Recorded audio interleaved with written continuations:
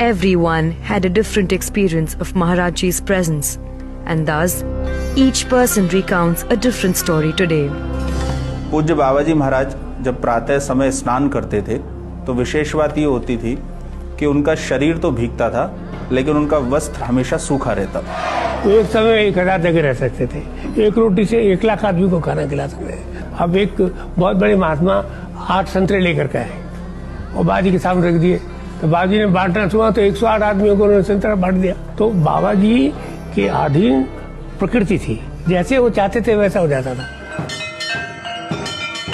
एक बार ऐसा हुआ कि मेरे पूज्य दादाजी उनको हृदय रोग हुआ और एक दिन उनका स्वास्थ्य इतना ज़्यादा बिगड़ गया कि लगा कि अब उनके प्राणों को बचाना संभव नहीं है। तो उस समय पर मेरे पिताजी तो वो घर से साइकिल पर दौड़ करके बाबा जी के पास आए, तो पूज्य महाराज श्री वृंदावन आश्रम से निकल करके पैदल ही दौड़ते हुए हमारे घर पहुँचे और हमारे घर में आकर के उन्होंने मेरे दादाजी का हाथ पकड़ करके कहा कि मैं तुम्हें 35 वर्ष की आयु का दान करता हूँ। और आपको जान के आश्चर्य होगा कि डॉक्टर भी वहाँ मौजूद थे जो ये पहले कह चुके थे कि अब शरीर में कुछ भी नहीं है।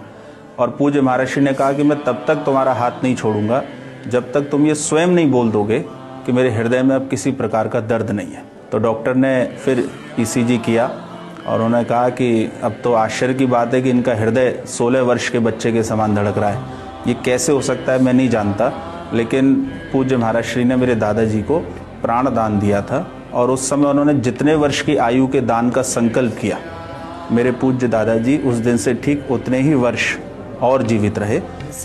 कोई निष्ठा नहीं थी, श्रद्धा नहीं थी, भक्ति भाव भी नहीं था, ना कोई सुना था महाराज जी के संबंध में।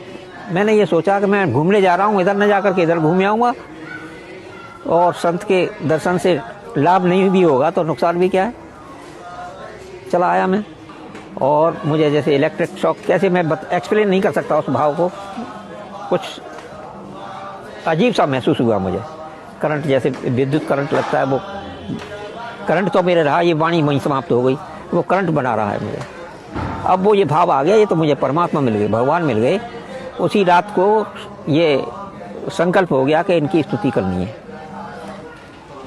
जैसे हनुमान चालीसा ऐसे ही इनका चालीसा लिखना चाहिए। एक रात बीत गई, दूसरी रात भी बीत गई, तीसरी रात को मैंने सोचा ये तो मैं सोचता रहूँगा और ये लिखा नहीं जाएगा।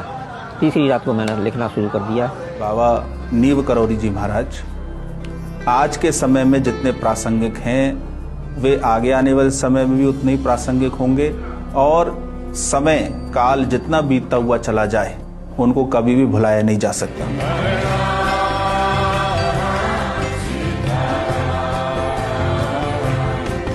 Maharaj Ji lives on, and as he lives, he ensures that his numerous people are looked after too. True to what he said, he looks on.